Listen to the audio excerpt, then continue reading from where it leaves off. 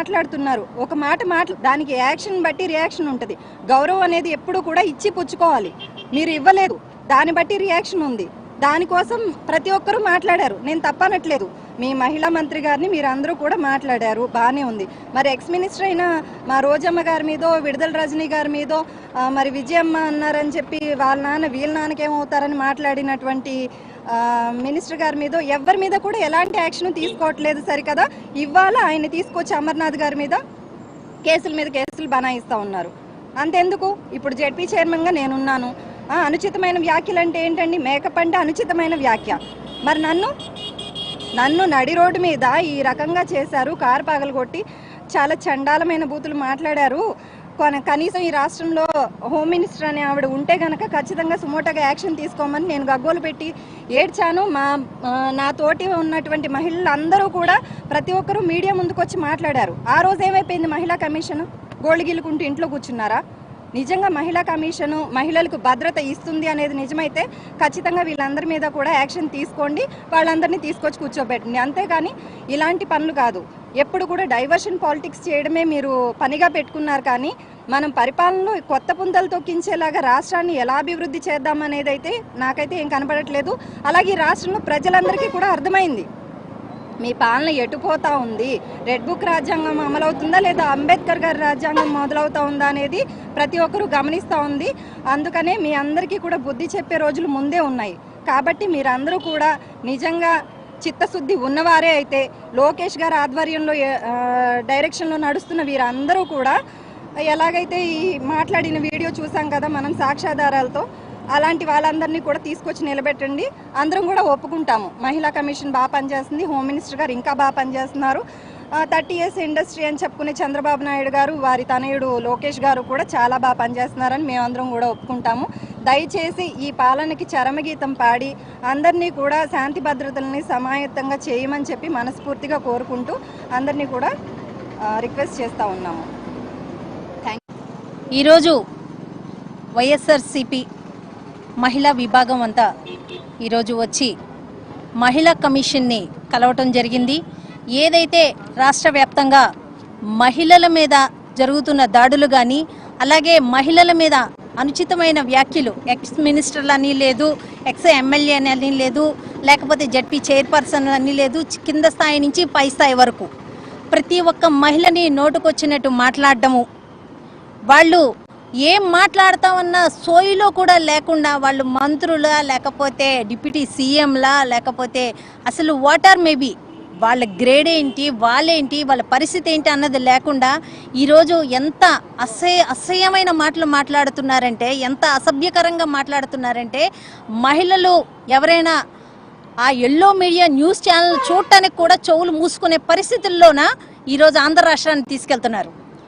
ఒక deputy CM అంటాడు, diamond రాణి అంటాడు. ఆ చింతమనేని ప్రభాకర్ మీద 94 కేసులు ఉన్నాయి, కానీ ఆయనకి సీట్ ఇస్తారు, ఆయన ఎమ్మెల్యేగా గెలుస్తాడు. మహిళా ఎంఆర్ఓ ఆఫీసర్ని జుట్టు పట్టుకొని కొడతాడు. అలాగే ఒక ఎక్స్ మినిస్టర్ని ఒక మహిళా మినిస్టర్ అయినా లేకుండా మేకప్లు వేసుకొని తిరుగుతుంది, ఆమె ఏం చేస్తుంది అని అంటారు. ఇక ఈ మాటలకి మనం ఒక్కసారి యూట్యూబ్లోకి వెళ్ళినా మీరు కొల్లలు చూడొచ్చు. ఈ కూటమి నాయకులు ఎంత విచ్చలవిడిగా మహిళా నాయకురాళ్ళ మీద ఈరోజు దాడులు చేస్తున్నారు, ఏ రకంగా మాట్లాడుతున్నాడు. ఈరోజు మేము మహిళా కమిషన్ క్వశ్చన్ చేస్తున్నాం. ఏం క్వశ్చన్ చేస్తున్నాం? అరవా శ్రీధరు ఏం చేశాడు? వాడి మీద ఈ మహిళా కమిషను ఎందుకు ఇంతవరకు చర్యలు తీసుకోలేదు? అంటే వీళ్ళ కళ్ళు ఏమైనా కాకులు పోయినాయా? వీళ్ళు ఏమైనా గోలు గిల్లుకొని కూర్చుంటున్నారా? ఎందుకు అరవా శ్రీధర్ మీద ఇంతవరకు ఎందుకు ఎలాంటి యాక్షన్ తీసుకోలేదు? ఖచ్చితంగా చెప్పాలి. మేకప్ అన్న ఒక్క మాటకి మీరు వెంటనే సుమోటోగా తీసేసుకొని ఎవరైతే అమర్నాథ్ గారి మీద ఉన్నారో అమర్నాథ్ గారి మీద ప్రతి ఒక్కరు బయటకు వచ్చి మాట్లాడారే. లాస్ట్కి పవన్ కళ్యాణ్ గారు కూడా వచ్చి అనిత గారిని అలా అనేసారు, ఇలా అనేసారు, ఆమె ఒక హోమ్ మినిస్టర్ అని మాట్లాడుతున్నారు. మరి గతంలో ఉన్న మినిస్టర్లని మీరు నోటుకొచ్చినట్టు మాట్లాడినప్పుడు మరి మీకు తెలియలేదా వాళ్ళు మహిళలని? మరి మీరు సోయిలో లేరా? సోయిలో లేకుండానే మాట్లాడారా ఇన్ని మాటలు? ఇంత దారుణమైన మాటలు మాట్లాడితే ఈరోజు మేము వస్తున్నాము అని చెప్పినా కానీ ఇక్కడ మహిళా కమిషన్ లేకుండా మహిళల మీద జరుగుతున్న దాడుల్ని మేము ఏ రకంగా క్వశ్చన్ చేస్తామని భయపడి ఈరోజు మహిళా కమిషన్ కూడా అక్కడ లేకుండా మేము అవుట్ ఆఫ్ సిటీ, మేము అవుట్ ఆఫ్ స్టేషను అని చెప్తున్నారు. మంచిదే, కానీ ఈరోజు రాష్ట్ర వ్యాప్తంగా హోమ్ మినిస్టర్ గారు ఒక మహిళా హోమ్ మినిస్టర్ అయ్యుండి ఆమె ఏం చేస్తుంది? దళిత మహిళల మీద ఈరోజు దాడులు జరుగుతున్నాయి, దళిత మహిళల మీద కేసులు పెడుతున్నారు. దళిత మహిళల్ని ఈరోజు రైల్ ట్రాక్ మీద పడి ఒక మహిళ ఈ పోలీసు వ్యవస్థ చేస్తున్న అరాచకాలు తట్టుకోలేక ఒక మహిళ వెళ్ళి రైల్వే ట్రాక్ మీద సూసైడ్ చేసుకోవడం జరిగింది. ఒక మహిళని లాకప్ డెత్ చేయడం జరిగింది. ఇన్ని రకాలుగా మహిళల మీద దాడులు జరుగుతుంటే హోమ్ మినిస్టర్ అనిత గారు ఏం చేస్తున్నారు? మేమే అడుగుతున్నాం, అమర్నాథ్ గారు కాదు, మేమే అడుగుతున్నాం. ఏం చేస్తున్నారు మేడం మీరు? ఈరోజు విజయవాడలోన లాకప్ డెత్లు ఎలా జరుగుతున్నాయి, లేకపోతే సూసైడ్లు ఎలా జరుగుతున్నాయి చూస్తున్నాము. ఇన్ని రకాలుగా రాష్ట్ర వ్యాప్తంగా లా అండ్ ఆర్డర్ అన్నది సవ్యంగా లేదు. ఎక్కడ రెడ్ బుక్ రాజ్యాంగం మాత్రమే పాలన కొనసాగుతుంది. అయినా కానీ మీకు నిమ్మకి నీరెత్తినట్టు లేదు. ఒక చిన్న కామెంట్, మీరు మాట్లాడిన విధానానికి ఆయన ఇచ్చిన రియాక్షన్ అది. దానికే మీరు ఎంత రియాక్ట్ అయ్యారే. ప్రతి ఒక్క కూటమి నాయకుడు బయటకు వచ్చి ఏదో పెద్ద అపరాధం జరిగిందన్నట్టు మాట్లాడారే. ఓకే, మహిళా హక్కుల్ని ఎవరు హరించకూడదు, మహిళల గురించి ఎవరు కామెంట్ చేయకూడదు. మహిళలుగా మేము కూడా దేన్ని సపోర్ట్ చేయం. కానీ మీరు చేస్తున్న విధానం, మీ నాయకులు మాట్లాడే మాటలు ఎంత నీచంగా ఉన్నాయి, ఎంత దిగజారిపోయిన మాటలు మాట్లాడుతున్నారు. అయ్యన్న పాత్రుడు గారు ఏంటి, ఆయన వయసు అంతా, ఆయన మాట్లాడుతున్న మాటలేంటి? మరి ఇట్లా ఎందుకు కనబడట్లేదు? మీ ఎవరికి దేనికి కనబడట్లేదు? ఇలాంటి నాయకుల మీద వెంటనే చర్యలు తీసుకోకపోతే మాత్రం వైఎస్ఆర్సీపీ మహిళా విభాగం మాత్రం ఊరుకునేది లేదు. ఇంకా మేము ఈరోజు ఇచ్చి ఊరుకున్నామన్నది కాదు, ఇంకా ఈ ఒక కార్యక్రమం మీద ఉధృతంగా మేము ఇంకా పోరాడతాము. ఎందుకంటే మహిళల మీద జరుగుతున్న దాడులు కానీ, హింస కానీ, లేకపోతే మహిళల్ని నోటుకొచ్చినట్టు మాట్లాడేస్తే 33% రిజర్వేషన్ ఇచ్చేసాము. ఏడిచ్చారు స్వామి? మొన్నే కదా వచ్చినాయి రాజ్యసభలో, ఒక్కటైనా ఇవ్వలేకపోయారే మహిళకి? మీరు ముందే ఇచ్చేస్తారా? 33% మేము ముందే ఇచ్చేస్తాం. ముందు మహిళల్ని గౌరవించడం నేర్చుకోండి, ఆ తర్వాత మీరు అన్ని జద్దురు. కానీ ఈ రకమైన వ్యాఖ్యలు మాత్రం చంద్రబాబు నాయుడు గారు తీవ్రంగా ఖండించి వాళ్ళ నాయకుల్ని అదుపులో పెట్టకపోతే మాత్రం ఊరుకునే పరిస్థితి లేదు. దీనికి 100 రెట్లు మేము కౌంటర్ ఇస్తాము, తగిన బుద్ధి కూడా తెలియజేస్తామని చెప్తున్నా. ఈరోజు మాజీ మంత్రివర్యులు అమర్నాథ్ గారి మీద మరి గౌరవ హోంమంత్రి గారు చేసినటువంటి వ్యాఖ్యలు, వాడు వీడు అంటూ, గుడ్లు పగలగొడతామంటూ చాలా అసహ్యమైనటువంటి పదజాలంతో మాట్లాడటమే కాకుండా, మరి పాత సామెత చాలా కొంచెం ఘాటుగా ఉంటుంది, కానీ మరి ఇది సందర్భం కాదనుకుని నేను ఒక స్త్రీగా అనుకుని ఆ సామెత చెప్పట్ల. ఎందుకంటే భర్తని కొట్టి మొగసాలు గక్కారంట సామెత చెప్తాను. ఎందుకంటే ఆవిడే తిడుతుంది, మళ్ళీ తిరిగి ఆవిడ కౌంటర్ తీసుకోలేదు. పొలిటికల్గా వాడు వీడు అని ఇష్టారాజ్యంగా మాట్లాడేస్తుంది. మాజీ మంత్రి అన్నటువంటి చిన్న సెన్స్ కూడా లేకుండా తిరిగి అమ్మ మీరు మేకప్ మీద పెట్టేటటువంటి శ్రద్ధ మరి మీ డిపార్ట్మెంట్ మీద పెట్టట్లేదు అని ఆయన క్వశ్చన్ చేసి, మేకప్ మంత్రి అనగానే మాత్రం ఆంధ్ర రాష్ట్ర మహిళలందరినీ కూడా మరి అవాకులు చవాకులు పేలేసినట్టు, వైఎస్ఆర్ కాంగ్రెస్ పార్టీకి నీతి లేదన్నట్టు ప్రొజెక్ట్ చేయడానికి చాలా బాగా చూశారు. కానీ వాస్తవం అనేది మీడియా ద్వారా ప్రతిరోజు కూడా ప్రతి ఒక్కరికి కూడా తెలుస్తున్నటువంటి పరిస్థితి అన్న విషయం వంగలపూడి అనిత గారు తెలుసుకోవాలి. ఇకపోతే ఈ విషయం మీద ఈ రోజున ఉమెన్ కమిషన్ దగ్గరికి మరి గౌరవనీయులు మరి జెడ్పీటీసీ చైర్మన్ హారిక గారు, మాజీ మేయర్ అలాగే భాగ్యలక్ష్మి గారు, అలాగే శ్యామల గారు, అలాగే ఇతరత్ర వైఎస్ఆర్సీపీకి సంబంధించినటువంటి మహిళా నేతలు, అలాగే మాజీ కార్పొరేటర్ రెహానాతో కలిసి మేము ఇక్కడికి వచ్చి రిప్రజెంట్ చేద్దామని వస్తే, అసలు దౌర్భాగ్యకరమైనటువంటి విషయం ఏంటంటే నిన్ననే మేము ఇన్ఫార్మ్ చేస్తే ఈ రోజున మేము అందుబాటులో లేము అని చెప్పని చాలా బాగా ఉమెన్ కమిషన్ మరి వారి సెక్రటరీకి రిప్రజెంటేషన్ ఇవ్వమని చెప్పడం జరిగింది. అసలు నిజంగా ఉమెన్ కమిషన్ వారిని నేనైతే ఒక్కటే క్వశ్చన్ చేస్తా ఉన్నా. అమ్మ, అరవ శ్రీధరు ఒక దళిత మహిళని, మరి ఆయన దళితుడే కానీ దళిత మహిళని మరి ఆయన అన్యాయం చేస్తే సుమటోగా కేసు ఎందుకు తీసుకోలేదమ్మా? అలాగే తాతంశెట్టి నాగేంద్ర అదే మహిళని రోడ్డు మీద మరి కర్రతో బాదినప్పుడు సుమటోగా ఎందుకు తీసుకోలేదు తల్లి? జ్ఞానం ఉందా అమ్మా? మరి ఏ రకంగా తల్లి నాకు అర్థం కావట్లేదు. అంతకు మించి ఏబిఎన్ రాధాకృష్ణ గారు అసలు మహానుభావుడు. మరి వైఎస్ఆర్సీపీకి సంబంధించినటువంటి నేతల భార్యలందరినీ కూడా వక్రీకరించి మాట్లాడినప్పుడు ఈ ఉమెన్ కమిషన్ ఏం చేసిందమ్మా? ఈ రోజున మీరు ఉండకుండా మీ నైజం చూపించటమే ఈ ఆంధ్ర రాష్ట్రంలో పరిపాలన ఏ విధంగా ఉంది, లా అండ్ ఆర్డర్ ఎంత గొప్పగా నడుస్తోంది అనేది కూడా తెలుస్తూ ఉంది. అదేమిటో మా కర్మ, వైఎస్ఆర్ కాంగ్రెస్ పార్టీ వాళ్ళు ఏదన్నా లీడ్ తీసుకుని ఒక అన్యాయాన్ని ఎదిరించి పోలీస్ స్టేషన్లకు వెళ్తే సిఐ ఉండరు, డీజీపీ ఆఫీస్కి వెళ్తే డీజీపీ ఉండరు, మహిళా కమిషన్ దగ్గరకు వస్తే మహిళా కమిషన్ ఉండరు. మరి ఎవరు భయపడుతోంది? ఎవరు ఎవరిని భయపెడుతున్నారు? ఎవరు ఎవరిని భయపెట్టాలని చూస్తూ ఉన్నారు? ఆంధ్ర రాష్ట్రంలో ప్రజలంతా కూడా గమనించడం జరుగుతూ ఉంది. దయచేసి ఉమెన్ కమిషన్ తన ధర్మాన్ని సక్రమంగా నిర్వర్తించాలని చెప్పని కూడా మనస్ఫూర్తిగా కోరుకుంటూ, వైఎస్ఆర్ కాంగ్రెస్ పార్టీ మహిళల్ని నీచంగా చూడటం, లేకపోతే వైఎస్ఆర్ కాంగ్రెస్ పార్టీకి సంబంధించిన నేతల్ని కాన్సన్ట్రేట్ చేసి వాళ్ళని ఇబ్బంది పెట్టడం, లేకపోతే కనుక మరి సామాన్య ప్రజలకి అసలు అందనంత దూరంగా లా అండ్ ఆర్డర్ ఉంచడం అనేది మానుకొని ఈ రాష్ట్రంలో ప్రజలంతా మీకు ఓట్లేసి మిమ్మల్ని గెలిపించి మిమ్మల్ని గద్దెనెక్కించినందుకు మరి ప్రజలందరికీ సమన్యాయం చేసే దిశగా చర్యలు తీసుకోవాలని, లేని పక్షంలో ఖచ్చితంగా వైఎస్ఆర్ కాంగ్రెస్ పార్టీ ఎంత తీవ్రమైనటువంటి పరిస్థితులకైనా సరే ముందుకు వెళ్ళటానికి సిద్ధపడుతుందని చెప్పని తెలియజేస్తున్నాను.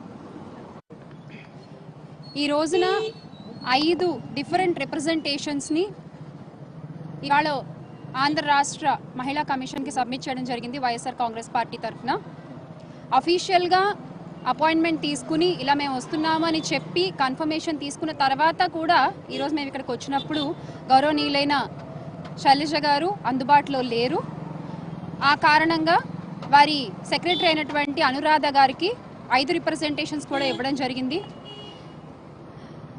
ఈరోజు ఎలా ఉందంటే, ఎన్నికల ముందు యువగళం అన్నారు మన నారా లోకేష్ గారు, ఇప్పుడు మాత్రం మౌనగళం పాటిస్తున్నారు. ఆ రోజున ఆడబిడ్డలకి అండగా ఈ అన్న ఉంటాడు అంటూ మాట్లాడారు. మరి ఈ రోజున అదే అన్న ఎక్కడికి వెళ్ళిపోయారు?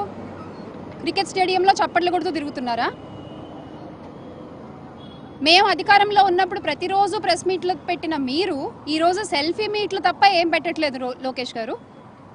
మీరు చేతిలో పట్టుకుని చూపిస్తారు కదా రెడ్ బుక్, అందులో కేవలం వైఎస్ఆర్ కాంగ్రెస్ పార్టీ నాయకుల పేర్లే ఉంటాయా, లేకపోతే రాష్ట్రంలో మహిళలపై అత్యాచారాలు చేసిన, మహిళల్ని అసభ్యంగా మాట్లాడిన వాళ్ళ పేర్లు కూడా రాస్తూ ఉంటారా?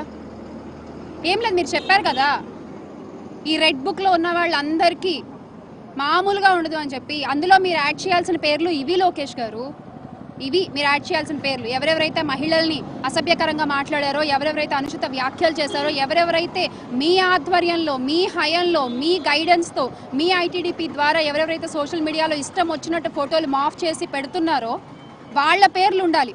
అందులో మొట్టమొదటిగా ముందు మీ పేరు కూడా రాసుకోండి లోకేష్ గారు రెడ్ బుక్లో.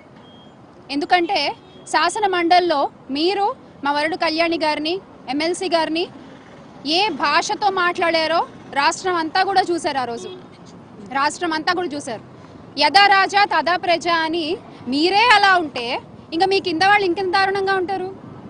తప్పులేదు, ఈ రోజున ఇన్ని అఘాయిత్యాలు జరుగుతున్నాయి కూటమి పాలనలో మహిళల మీద అంటే ఎలాంటి తప్పు లేదు. ఎందుకంటే పాలిచ్చే వాళ్ళే అలా ఉన్నారు. చాలా ఈజీ అండి రెడ్ బుక్ పాలన అంటూ కబుర్లు చెప్పడం, లేకపోతే మేము రాష్ట్రాన్ని కాపాడేస్తామంటూ హామీలు ఇవ్వడము. ఎలా ఉంటాయంటే మీ హామీలు హీరోల్లాగా హామీలు ఇస్తారు, కానీ పాలన చూస్తే జీరోలా ఉంటుంది. ఎన్నికల ముందేమో 5G చూపిస్తారు, రాష్ట్రంలో ఈరోజు కనీసం 2G కూడా లేదు మీ పాలన. అలా ఉంది. ముఖ్యంగా మహిళలకైతే ఒక గంగమ్మ గారి కేసు కావచ్చు, కళావతి గారి కేసు కావచ్చు, ఒక చెట్టుకు కట్టేసి ఒక మహిళను కొట్టిన కేసు కావచ్చు, ఆడపిల్లలపై జరుగుతున్న అఘాయిత్యాలు కావచ్చు, హోంమంత్రి గారి ఇలాఖాలోనే ఎంతమంది ఆడపిల్లలపై అత్యాచారాలు జరిగాయి, దానికి ఆవిడ తీసుకున్న యాక్షన్ ఏంటి? మీ దగ్గర సమాధానం ఉందా? దీని మీద సమాధానం ఉండదు. సోషల్ మీడియాలో మహిళలపై జరుగుతున్న ట్రోల్స్ మీద మీ సమాధానం ఏంటి? ఇది మేము వైఎస్ఆర్ కాంగ్రెస్ పార్టీ మహిళల గురించి మాత్రమే అడగట్లేదండి, ఆంధ్ర రాష్ట్రంలో ఉన్న ప్రతి ఒక్క మహిళ గురించి మాట్లాడుతున్నాము. గట్టిగా మాట్లాడితే మహిళలు ఎక్కడున్నా వాళ్ళందరి గౌరవానికి సంబంధించిన ప్రశ్న ఇది. సోషల్ మీడియాలో ఫోటోలు మాఫ్ చేసి మీరు ట్రోల్ చేస్తూ ఉంటారు కదా, దాని మీద మీ సమాధానం ఏంటి? అది మీ హయాంలో జరుగుతుందని అందరికీ తెలుసు. దీనికి మీరు ఏం సమాధానం చెప్తారు?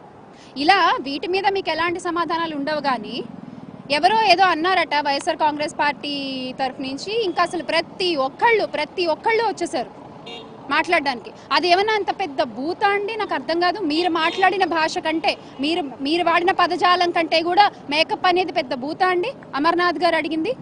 ఇంకా నిజంగా చెప్పాలంటే ఇండస్ట్రీ నుంచి వచ్చి నేనే మేకప్ వేసుకోను, మీకు ఎందుకండి మేకప్? అనిత గారు, coming from an industry, being an anchor, being an actress, నేనే ఎప్పుడు మేకప్ వేసుకుని మాట్లాడలేదు పొలిటికల్గా, మీకెందుకండి మేకప్? ఇప్పుడు నేను కూడా అడుగుతున్నాను. మీరు మాట్లాడాల్సినవి చాలా ఉన్నాయి విషయాలు, వాటన్నిటికీ టచ్అప్పులు చేసేసి మీ మేకప్ల గురించి మాట్లాడితే మాత్రం మీకు ప్యాకప్ ఖాయం. గుర్తుపెట్టుకోండి. ఈ రోజున 5 రిప్రజెంటేషన్స్కి అక్నాలెడ్జ్మెంట్ కూడా తీసుకోవడం జరిగింది. వీ హోప్ మహిళా కమిషన్ రాష్ట్ర మహిళల వైపు నిలబడుతుంది అని మరొకసారి ఆశిస్తూ నమ్మకంతో వచ్చాము.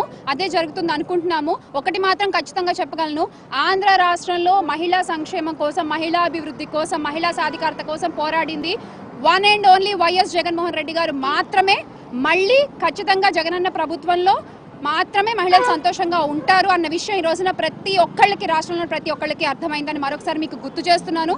Make Andhra great again with Jaganna. జోహార్ వైఎస్ఆర్, జై జగన్ అని చెప్పుకునేటువంటి కూటమి ప్రభుత్వం పరిపాలన ఎలా ఉంది అని అంటే, వైఎస్ఆర్సీపీ మహిళా నేతల్ని ఈ కూటమి ఎంపీలు కానివ్వండి, ఎమ్మెల్యేలు కానివ్వండి, కార్యకర్తలు కానివ్వండి, ఎవరైనా సరే పరుష పదజాలంతో బూతులు మాట్లాడుతూ నీచమైన భాషతోటి వాళ్ళని ఎవరైతే మానసికంగా కృంగదీస్తారో వాళ్ళకి ఈ చంద్రబాబు నాయుడు, పవన్ కళ్యాణ్ అభినందిస్తూ అందలం ఎక్కిస్తున్నారు. అంటే ఈ రాష్ట్ర కూటమి పరిపాలన, మరి ఈ రాక్షస కసాయి పాలనలో మరి మహిళలందరూ, రాష్ట్రంలోని మహిళలందరూ కూడా బిక్కుబిక్కుమంటూ బ్రతికేటువంటి పరిస్థితి నెలకొల్పుందని చెప్పొచ్చు.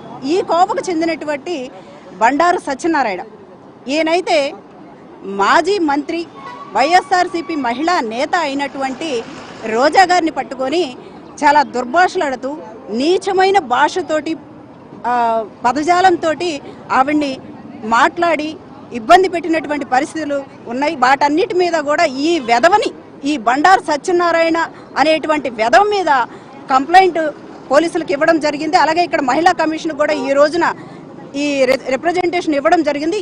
కఠినమైన చర్యలు తీసుకొని బండారు సత్యనారాయణ వెధవ మీద కఠినమైన చర్యలు తీసుకొని యాక్షన్ తీసుకోవాలని మేము మహిళలందరం కూడా డిమాండ్ చేస్తా ఉన్నాం. అమర్నాథ్ గారి మీద కేవలం మరి హోంమంత్రి గారిని, అమ్మ మీ శాఖ మీద దృష్టి పెట్టండి, మేకప్ మీద తక్కువ పెట్టి అని ఒక మాట అన్నందుకు ఈరోజు సుమోటో కేసులు అని చెప్పి అందరూ కూడా మాట్లాడి విపరీతమైన యాక్షన్లు తీసుకుంటున్నారు. సరే, ఓకే, మీరు యాక్షన్ తీసుకుంటున్నారు, మీ చేతిలో అధికారం ఉంది, ఓకే. దీనికన్నా ముందు చంద్రబాబు గారు కోడలు మగపిల్లాన్ని కంటే అత్త వద్దంటుందా అని ఆడపిల్ల పుట్టుకొని హేళన చేసిన చంద్రబాబు గారి మీద, అలాగే మహిళ రోడ్డు మీద కనిపిస్తే కన్నైనా కొట్టాలి, లేదంటే ఇంకేమైనా చెయ్యాలి అని చెప్పిన బాలకృష్ణ గారి మీద, అలాగే డైమండ్ రాణి అని రోజా గారిని అనరాని మాటలు అన్న పవన్ కళ్యాణ్ గారి మీద, అలాగే బండారి గారి మీద విపరీతమైన వ్యాఖ్యలు చేసిన ఆడపిల్లలుగా మేము అవి చెప్పడానికి కూడా సిగ్గుతో తల వంచుకుంటున్నాము. అట్లాంటి మాటలు మాట్లాడిన బండారి గారి మీద, అలాగే మహిళ ఎమ్మెల్యేలుగా, ఎంపీలుగా ఉంటూ కూటమి ప్రభుత్వం వచ్చిన తర్వాత ఆడపిల్లల్ని అఘాయిత్యాలు చేస్తూ వాళ్ళని రోడ్ల మీదకు ఈడ్పించి ఆత్మహత్యలు చేసుకోవడానికి కూడా పాల్పడుతున్న మీ ఎమ్మెల్యేలు బిఆర్ నాయుడు గారు కానీ, మీ పదవుల్లో ఉన్న బిఆర్ నాయుడు గారు కానీ, అలాగే మరి అరవ శ్రీధర్ కానీ, వీళ్ళందరి మీద కూడా కేసులు పెట్టి, సుమోటో కేసులు పెట్టి వాళ్ళ మీద యాక్షన్ తీసుకున్నాక అమర్ గారి దగ్గరికి రావాల్సిందిగా ఈరోజు మేము వైఎస్ఆర్సీపీ మహిళా విభాగం నుంచి కోరుతా ఉన్నామండి.